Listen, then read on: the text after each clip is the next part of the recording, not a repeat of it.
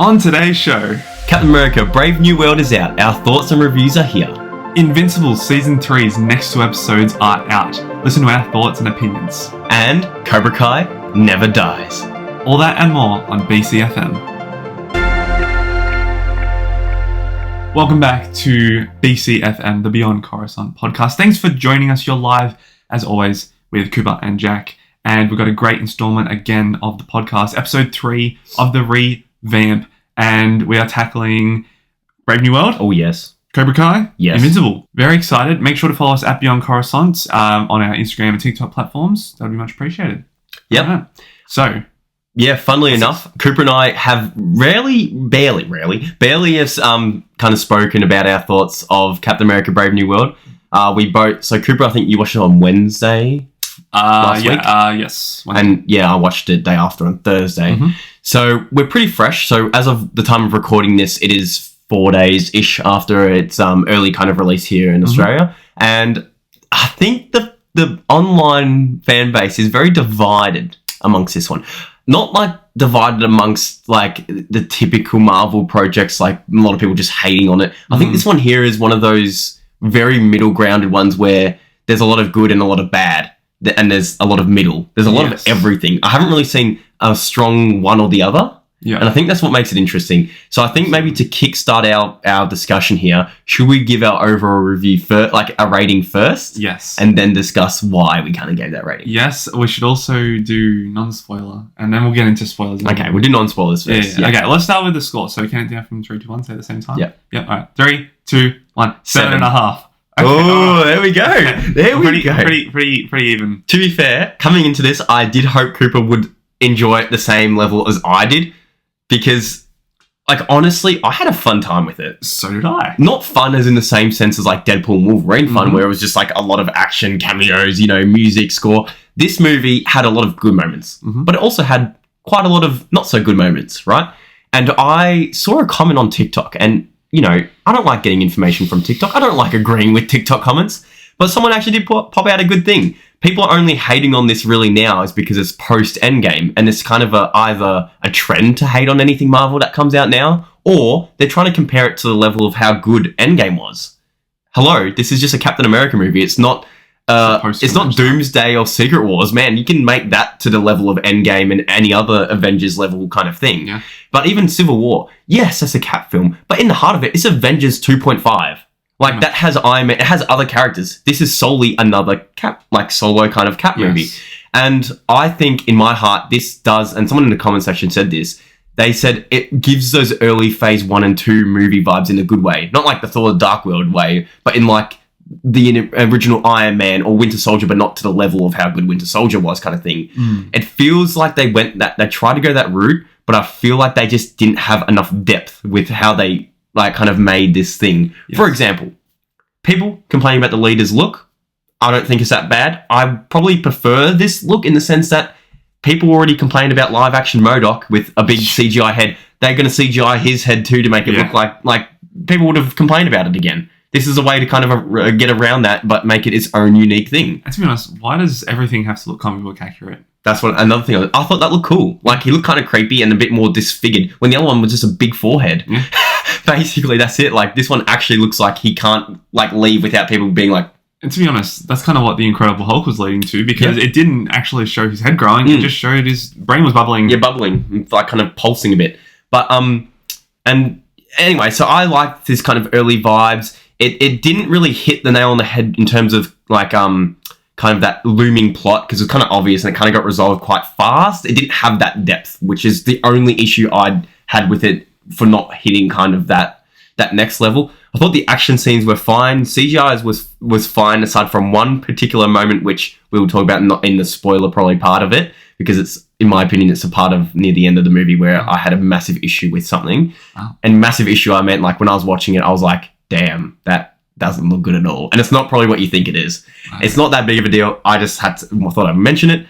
Also, did not expect this to be basically Incredible Hulk 2 without the Incredible Hulk. It is so much of a sequel to the Incredible Hulk movie. Yeah. Betty, obviously Ross, bloody Red Hulk, and the leader. Everything, this plot line feels a bit weird in the sense that it feels like they're the Hulk should be here. You do have to know what happened in Incredible Hulk. Yeah, it's like straight up an Incredible Hulk one rather than a Cap, I feel. Yeah, I kind of agree. I do agree that it is definitely has those elements. I don't necessarily feel like the Hulk needed to be in this movie, but it could have been a cool. We'll talk about that later. I think there was a shot in the trailer where they're standing up towards the end, and I thought Hulk would be there, and I thought that would be a good way to kind of branch away from the Professor Hulk back into like kind of Bruce Banner. What's not Maestro Hulk, but like a World Breaker Anger Hulk, where like the only way to stop Red Hulk's rampage is to have the Hulk. But then you lose. It's called Captain America for a reason. That's what I'm saying. But then it's like Civil War though, right? That's a Cap movie. Nobody like apart from an actual Marvel fan, half the people would just be like, "Oh, it's just Civil War." Yeah. People don't look at that and be as like, "Yeah, that's Cap 3." Apart from like when you're breaking it down, like. But imagine if you had Hulk come in at the end of that movie and try and take you down Iron Man. I didn't want Hulk to come in just. I wanted him to be like, you know what I mean, like built up to the sense that like maybe Sam was getting advice from Professor Hulk or something on how to like deal with this crisis, and Hulk's like, I'm Professor Hulk now, I can't like just use my strength against him, but last resort effort, he had to come in, transform, and that would be another big thing, and they fight together. Something cool, imagine that. Yeah, I think that would have been a cool thing. A cooler, I would like to say, way of how the ending, in my opinion, wasn't. It didn't really like. What's the word? It wasn't anticlimactic. It just wasn't cinematic, maybe as much as I thought. I don't know. You tell me your thoughts, and then we'll get into it. Okay, all right. I will just give some context prior to my review. I saw 2 reviews going into this movie before. I didn't intentionally look at it; it just showed up in my feed. One was from IGN. Yeah, gave it a 4. Okay, classic IGN. Then I saw the start of Soups' review. Soups. And I knew I didn't even have to watch most of it because he said, first of all, I just want to give credit to the cast and the crew. You know it's a bad review. For him, yeah. So I knew that. I'm like, okay, all right, that's 2 bad reviews. That's a shame. I will go in with positive, maybe a bit more caution. Yeah. Optimistic, yeah. We went through the first little bit of the film, and then there was kind of like a montage. And I'm like, okay, this is really quick. The pacing seems way too quick. And it's slow. For that. But after that, it was great. The first, I would say, 2/3 of the movie are really, really good. I felt like it nailed the Winter Soldier vibe. There was that. Okay, hang on. Let me just say something. If you don't know what is going on with like Incredible Hulk, with Civil War, even with Falcon and Winter Soldier, if you don't know, but you have an idea of like Marvel and everything, this will be a really good movie because you won't understand how each event and incident builds on each other, how it builds the tension. And this is something that we'll probably touch on in a bit towards a reveal at the end. These layers that keep adding up do really well at leading to the ending. The climax. Climax of the film, which is great. And we'll touch on that a little bit. And that's why I think I liked it, even though I knew what was going to happen, because it was predictable. It was very predictable. And this is also what we said, though, before recording. Yeah. If they we can say it's not a spoiler. If they had Red Hulk not show up in the trailer. Would have been insane. Even if you could predict that he was going to become Red Hulk, it would just feel more rewarding. Yes. Because I think, but then at the same time, as we were saying before, they need to sell ticket sales. Who is going to make the ticket sales? Like people are already a bit on the fence about Falcon or Sam Wilson as Cap. Yeah. And with the bad press from every production, reshoots, everything. John Carlo even saying that I had to get reshoots for some of the action scenes or whatever.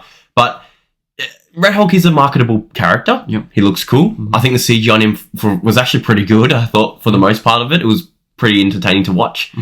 Once again, though, I said it going in, I really hoped it wouldn't be the final battle that we kept seeing in the trailer. Yes. Because we saw so much of it. And I didn't even watch half of the other TV spots where they even showed more. I went back after the movie, like, damn, they showed almost everything. Like, literally almost everything. And that's my biggest gripe, is how it went. The fight almost went for like 5 minutes. Yeah, it wasn't long. The build-up was amazing. I thought it was really good. Suspense was great. Music kicked in when he, hulked out on the podium thing. Music was kicking, like, ooh, this is kind of scary, Fight was good. It was intense. And then it just, I wasn't upset with the ending on how the fight kind of got resolved. I was more upset that it lasted so short.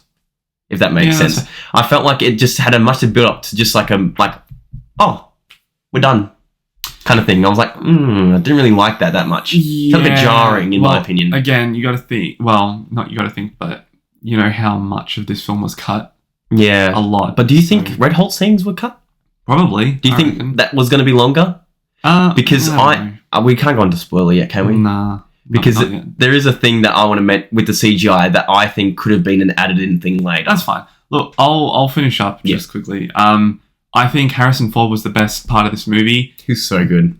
Like, even at his age, he's still the best actor on the screen. He's so which is insane. Just every single scene he was in, it was compelling. It was emotional. He made me actually like Ross a bit more. Rip William Hurt. I still love the look of William Hurt. I think he still looks better as Ross. Agreed. But Harrison Ford brings that kind of roughed up person who's been through a lot of war kind of things, seen a lot of bad things, been through a lot, like even with the heart, like with William Hurt, like, and all that kind of stuff. He just has a chiseled, grilled kind of vibe to him, which I like. I feel like this movie kind of, I mean, this is kind of weird to say, but it humanized him a bit more, especially when you get certain reveals about his health. But yes, overall, really enjoyed. Yeah, 100%. Like what Jack's been saying, the end was a bit anticlimactic, maybe a bit disappointing and quick, but that didn't detract from my viewing. I had a fun time, and it was good. I actually really want to go again, to be honest. Yeah, I was thinking about going to IMAX actually to watch it. Oh yeah, that'd be pretty cool. I just want to see, I want to watch it again, because I have heard a lot of people saying that the second viewing, these are people who didn't like the first time going, they said the second time around they actually enjoyed it a lot more because they had. And this is the thing with movies nowadays and social media. People come in with so much different perspectives into movies when back in the day you never would. Because the guy apparently said he went into it knowing that a lot of people didn't like it. He also had higher expectations about the plot. Plot wasn't the best, but it was definitely better than your generic. It was definitely better than your generic, like, random, oh, here comes a copycat bad guy of your main character and punch, fight, death kind of or something, like it's a lot better than that. But I think they all, like, a lot of people anticipated it went to soldier level, which I don't think you can really do again. That was crazy. Secret hidden Hydra infiltrating, SHIELD is just such a big plot line too that you can't really just do again. Actually, now that you mentioned that, there was elements of that in this movie, which is, like, obviously they went for that vibe and they said they were going to bring elements, but now that I think about it, there's a certain scene I'm thinking of that definitely had under kind of secret. I think this movie is a lot better than what we've gotten recently, and I think this movie had a perfect balance, which is going to sound weird, of the really bad Marvel era that we've just been through a lot, but also the starting seeds of where it could be going back up into its better way, if that makes sense. Like, it had elements of really bad, like, well, not really bad, but just like that kind of leftover aftertaste of something kind of bad, which we've been getting a lot recently. But then it also had a groundwork for something new, unique, a bit more creative. Like, even people have been complaining about no Marvel intro with this. I'm like, are you serious? People didn't really complain when it was Black Widow that did it, like, without a Marvel intro, because they did that kind of montage with that song that I can't even remember now. Oh god. Yeah. Yeah. But you see, like, something like so many other people, I love the Marvel Orchestra Triumphant, but I feel like, especially in some movies, it felt kind of weird to have. And I think this movie, having that lead into the start of what we saw, would be weird. Triumphant music. Oh, and here's some, conflict politically. Like, well, to be honest, I think they didn't need it. Even if they were going to do even the normal intro that you do, which I think they're trying to transition away from now. Well, I think that's even fine. in TV shows, you're not seeing it as much anymore. But they could have done even just some sort of like intriguing sort of music. I think the lack of, because I was a bit surprised when it said when the Marvel Studios popped up, because in my cinema the lights like dimmed after like the ads and stuff, and it just was like boom, Marvel Studios. I'm like, okay, we're in, I guess. Like, I was expecting like a bit of a build up or like a sound cue or but then when the title of the actual movie came up, I really liked. I thought it was really good. It added to that political side, or like that political thriller kind of side. You know what I mean? And I feel like these projects can have more creativity like that to make it feel more like all title reveals or build up to the movie itself in the tone that they want to go with. Yeah, because that establishes it, right? Even Infinity War, they did do the Marvel thing, but they did it over. They had the overlapping of Ebony Moore introducing Thanos. Yes. You know what I mean? Yeah. So that was a creative way too, which I liked. Yeah, that was fun. You don't always need triumphant music, and I think I not preferred it, but I think it worked better for this film, in my opinion. Okay. But yeah. I don't know. This isn't really a spoiler. I thought it was interesting that they introduced the movie called Brave New World, not Captain America: Brave New World. What was the? There was There was a title before this too that they changed, and I can't. New World Order or something. Yeah, it was new. No, but like in the credits. Yeah, not in the credits. At the start of the movie, they called it Brave New World. They didn't call it Captain America: Brave New World, which I thought was interesting. Well, because I kind of like the idea that here's a hot topic, a very big hot topic. Okay. And viewers might have their own differing opinion. I think they definitely would. Do you think Captain America is for the people of Captain America, or do you think he is a symbol for all residents of the planet? Do you think he's a symbol, or do you just think he should be? He's a representative of the people of America. Because that's his name. Do you prefer that, though? I think so, because I think that there should be other representatives for all countries. Imagine if we had an Australian superhero. There's Captain Britain. Yeah, but that's not Australian. Yeah, no. But Captain Australia! No, but okay. Here's where I'm differing. And here's where a lot of people... Because Anthony Mackie himself came out in an interview. Yes, I did see this. And this is why I liked what he said. He was basically saying Captain America himself is not about representing America. He's about representing the values that you think that Americans or America or all the world want to follow. Integrity, bravery, courage, kindness, all that kind of stuff. Yeah. And I think it is good in that way. I like seeing him as a more of a worldly kind of presence. And I think he does do that in this film a lot. He feels like he's trying to talk, to the Japanese prime minister and everything. I like how he's interacting with the others instead of just being like, I really didn't like when I Am Patriot was a thing. You know what I mean? I hated that. I did not like seeing Rhodey be like, yep, I am just I am America. Yeah. I am America. You know what I mean? Like, I follow America's governments and all this kind of... Yeah. I don't like that. Superheroes are their own kind of beings. They're their own thing. I don't like it when they're related to the government. I don't like it when they're related to a country. You know what I mean? And that's why Superman is so great too, because he isn't just for... He's for the world. I hope this movie, also for the new Superman movie, he doesn't just like focus on America, because a lot of Superman projects are like, the world is in destruction, but we're only focusing on America. Yeah. What? Yeah. No. Yes, he's based in Metropolis, but like that's his kind of America. But no, he's not just American, man. Anyway, but that's why I was bringing that up, because I like the idea of him being a bit more, and I think Anthony Mackie agrees in the sense that it's not just about America. You know what I mean? Even though it's his name, kind of thing. Yeah. Should we... Spoilers? Let's do it. Should we do it? Do you want to go, or do you want me to go? You go first. Okay. I liked the inclusion, the little scene of Bucky Barnes.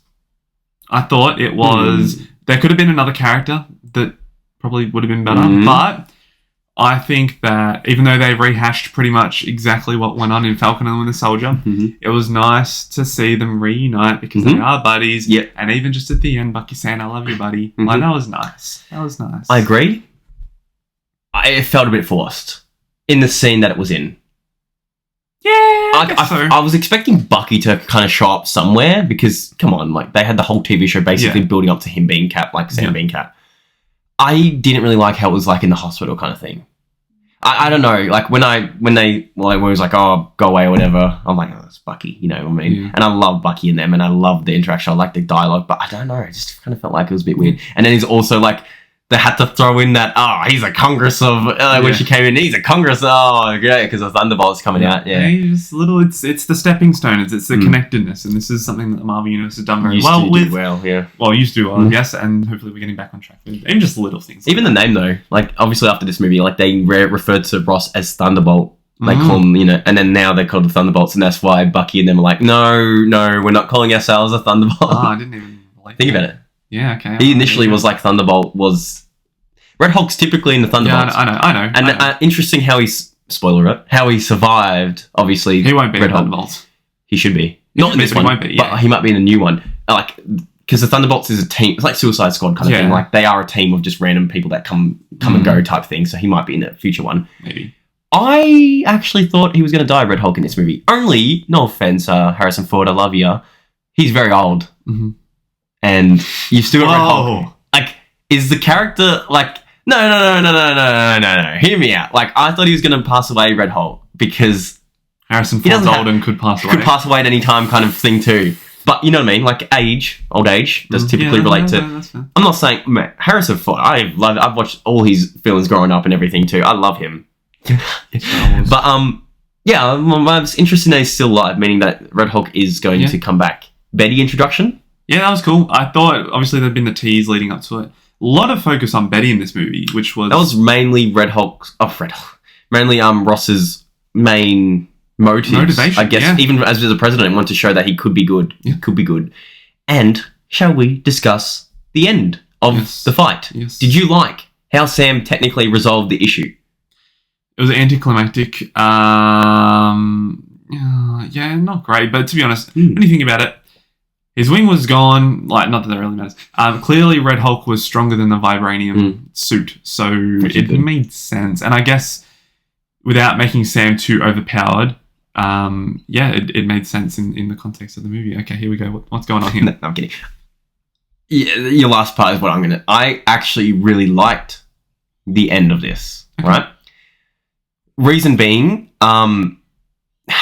people are hating on it right now because I feel like because it's Sam Wilson, not Steve Rogers. If Steve did the same thing, people would be fine with it. People would be like, oh yeah, he's saying from the heart. He's got that speech. He's got that motivational thing. And also, Natasha used to calm down our Hulk with just a lullaby. Yeah, this is relating. He deliberately took Red Hulk to the cherry blossoms where he always related to. It was a good tie-in to that. Yeah. It wasn't just like all of a sudden, I'm just going to talk down a raging monster. Yeah. No, it wasn't like that. People are acting like he just, I actually quite like that. The only reason why I didn't like it as much is because this is my biggest gripe with, not the biggest, but one of my biggest gripes with the movie is that the fight went for like 5 minutes. Yeah, it wasn't long. It didn't feel like it was deserving of that kind of resolve. Because even the people I was watching with, they were like, oh, that's it. That was it? Yeah. They were all expecting a little bit more of the fight, a little bit more of something. Like it was, and then here's my other thought about why, when I was saying earlier, why I thought this particular moment was bad CGI and that I reckon there was a lot of Red Hulk cut. When Sam's talking down to Red Hulk, he looks so superimposed on that rubble of the concrete.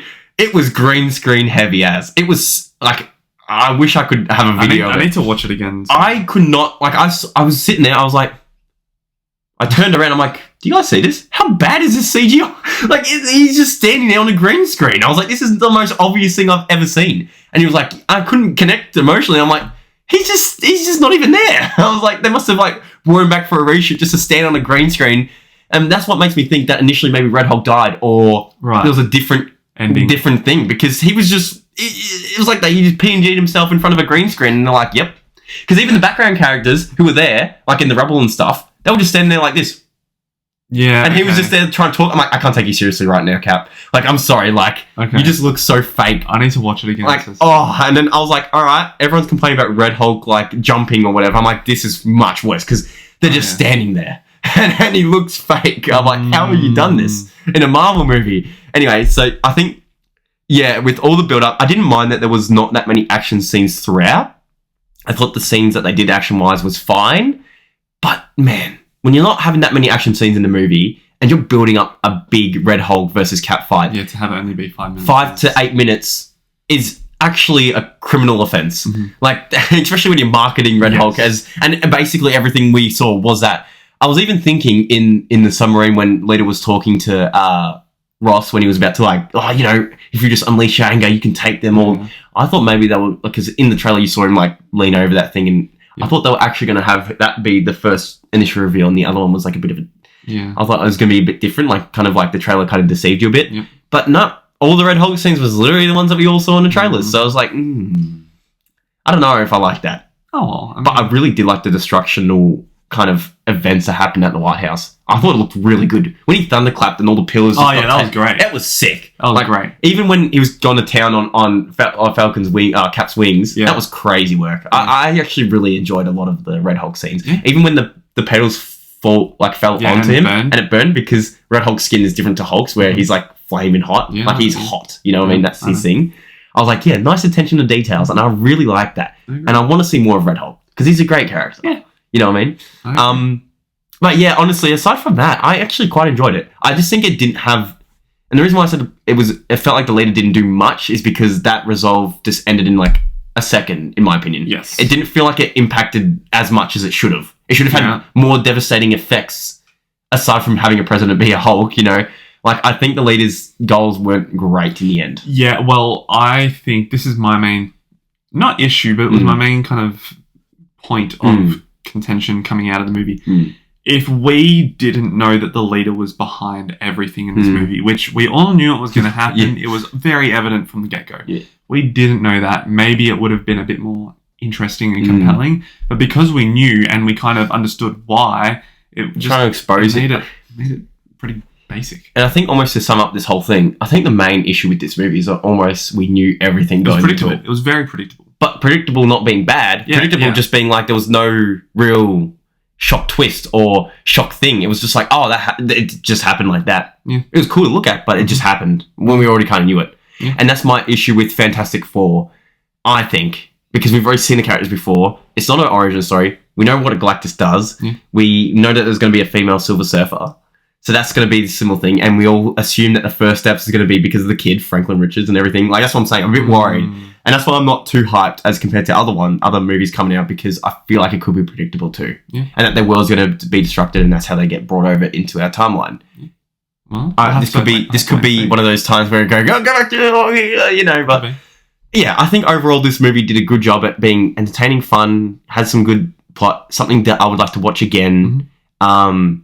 And is, I think, copying too much criticism. For what 100%. It is not deserving of this much criticism. Like, it's not that bad as people are making out to be. Unfortunately, people are seeing the bigger people. It's review bombed. It's been review bombed, unfortunately. And yeah, people were already unhappy with the decision of Sam being Cap, so that's another issue that has been brought up and stuff. But it doesn't deserve it. It's not the best movie that you've ever seen, and I think it's more upper to the middle tier of all the Marvel films that we've gotten. I don't think it's middle or bottom middle, like towards it. Yeah. I think it's more upper middle than a lot of other ones. I put it just below Age of Ultron in my ranking.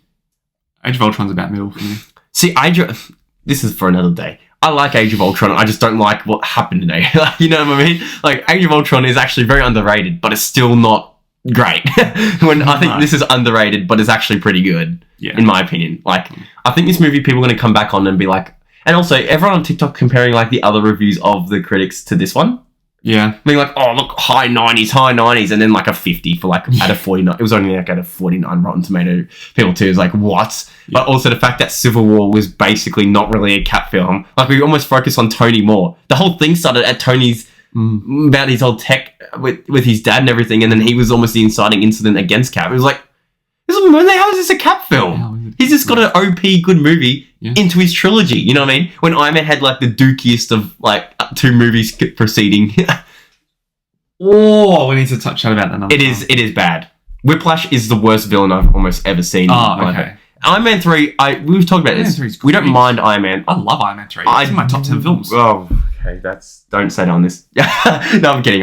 Iron Man 3 is good, but it's not. Anyway. Underrated, but gosh, the villain was trash. Anyway. Doesn't matter. That suit scene was really good, though. Wait, dude. Another time. Next segment, shall we? Okay. Invincible. Yeah. Season 3, episodes 3 and 4. Because someone here didn't watch episode 3 last. Yes. All right. I finally caught up. I'm going to watch them in blocks of 2. So I waited to watch episode 3 until when episode 4 came in. Episode 3, I thought was okay.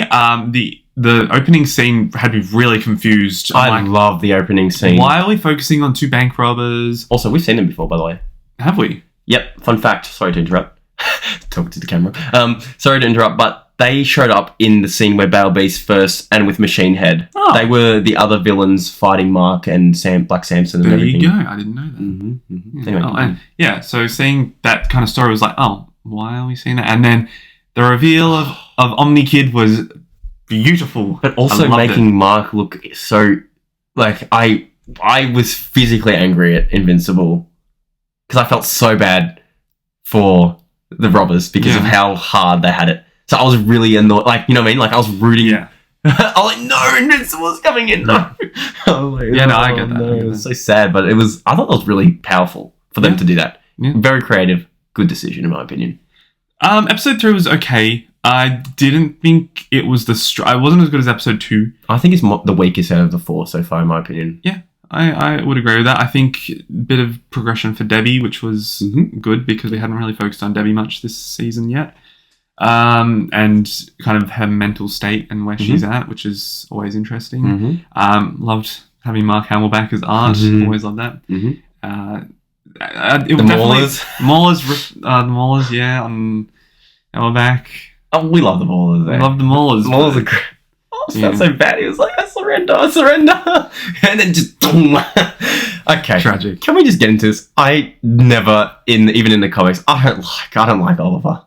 Okay, alright. He really triggers me. Do you like him? I haven't seen enough of him to know yet. But like even that, like he's just a villain almost. Like it's like he's almost more of what you were saying last week about like Invincible turning into he is Omniman basically, just kid version. But again, like what you were saying last week, interesting that Debbie is the only thing that will kind of control him, which is is Debbie in trouble? Basically. Is Debbie in trouble? I think. Mate, I'm not saying anything. Okay, I'm not saying anything, mate.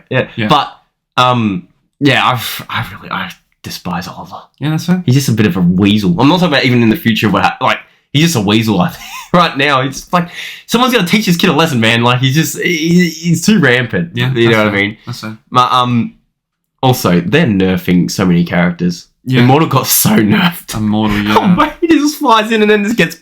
Okay, he's gone. Yeah. Like, mate, this guy's so, like, pathetic. And everyone's memeing him on TikTok, like, oh, Immortal went from, making Omni-Man bleed when he was rage-induced in the season 1 to now just, like, when Mark shows up, just, like... completely just, like, not wanting to, like, die. Yeah, that's fair. I know he's old and he's been a bit like sad lately and everything, you know, obviously he had that arc kind of thing last season and stuff, but it's just he's funny. Anything more about episode 3? Not really. I really didn't like episode 3 that much.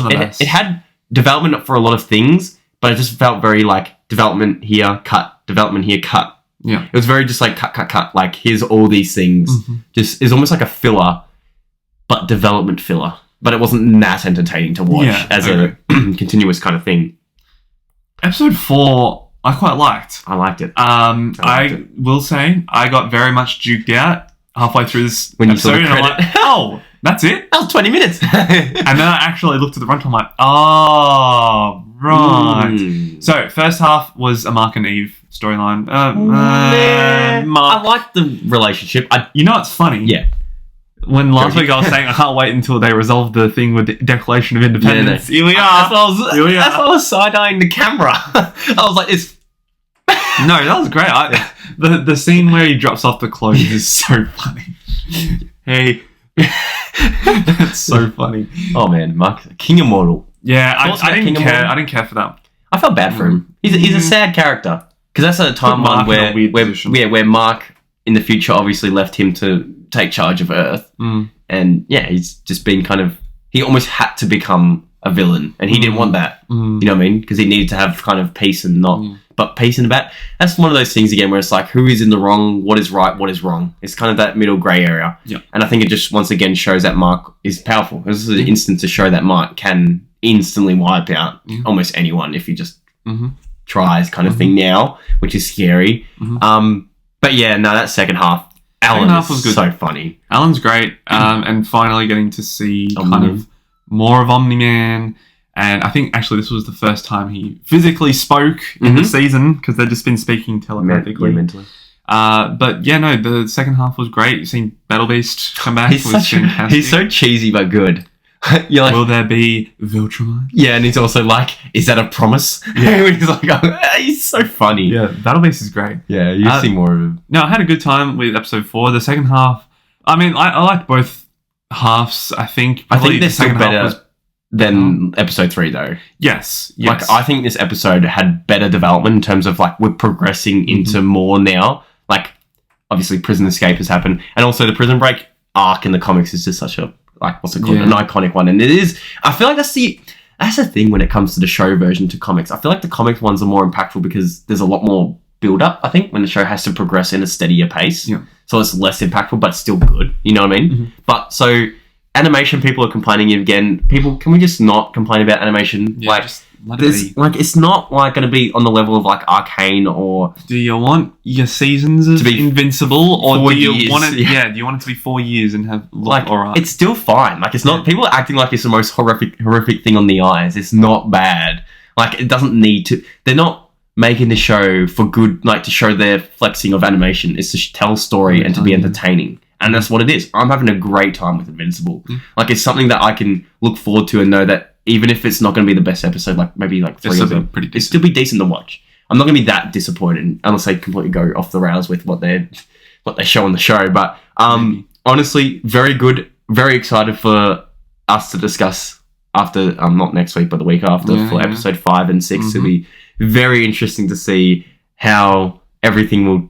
By episode 6, I think we'll be getting into some juicy content. I think. I'm sure. So, shall we progress? Cobra Kai. Cobra Kai Never dies. It never dies. Yeah. Just quickly before we do that, I did look at the titles. The final 2 episodes were literal opposites of the first ones. It was Strike Last and Ex Degenerate, which was a flip on Strike First and Ex Degenerate, which I thought was interesting. Yeah, it's great. This show is hard to kind of talk about in terms of it's very self-explanatory. It's nothing too surprising, but it's good. It is fun. It is cheesy. It is like rompy. It is teen drama. And that's what I like about it. And before getting into detail about it, I'm still excited to watch the new Karate Kid movie Legends with Jackie Chan and Ralph Macchio.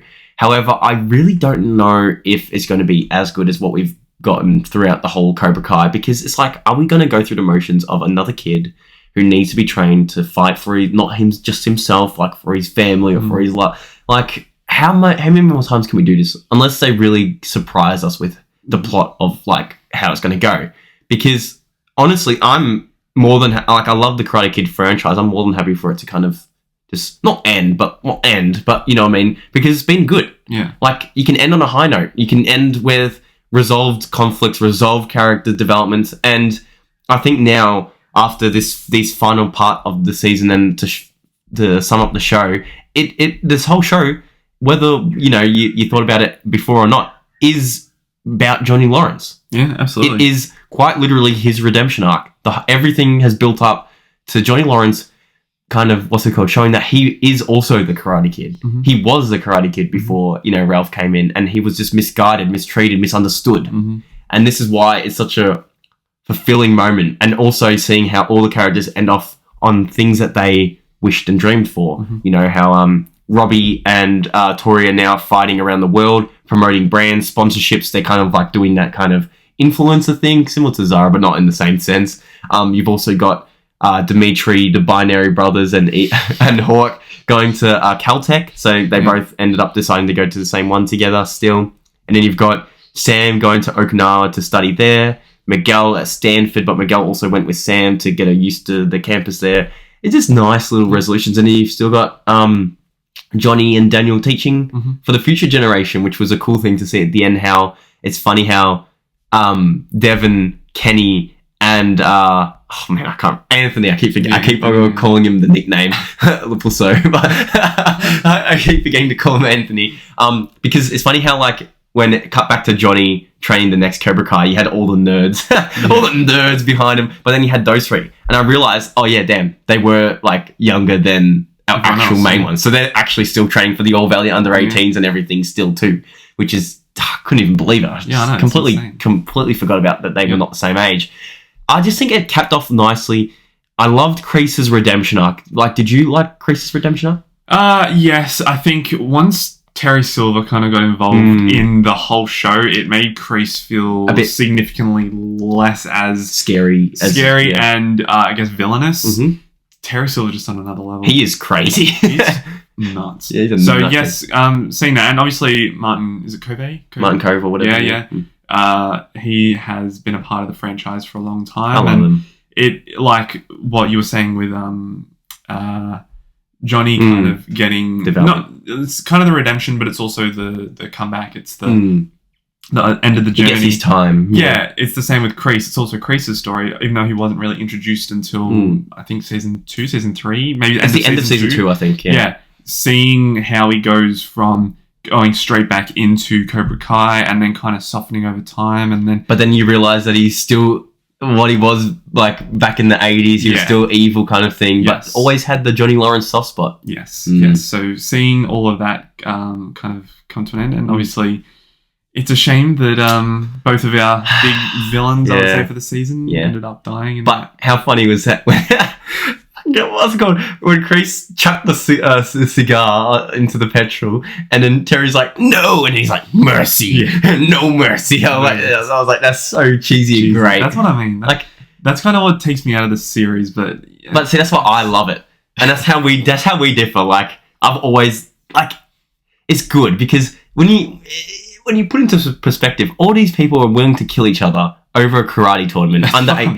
But that's why it's so funny and good. You know what I mean? You don't take it seriously. It's not cinematic. It's not like it's a fun show. And that's why it's like, I don't want to say this. It's like how people like the reasons why people like Outer Banks. Like people are dying on a show about like teens stealing gold and all this. It's such an over dramatic, like it doesn't make sense. It's not that, realistic. Yeah. But this is always what it was back in the day too. Like, and it's just continued now into present day kind of formula. But I just loved how they also had Terry, obviously, you can see him in the hospital in the previous kind of episodes. But he was obviously dying and he had 6 months left.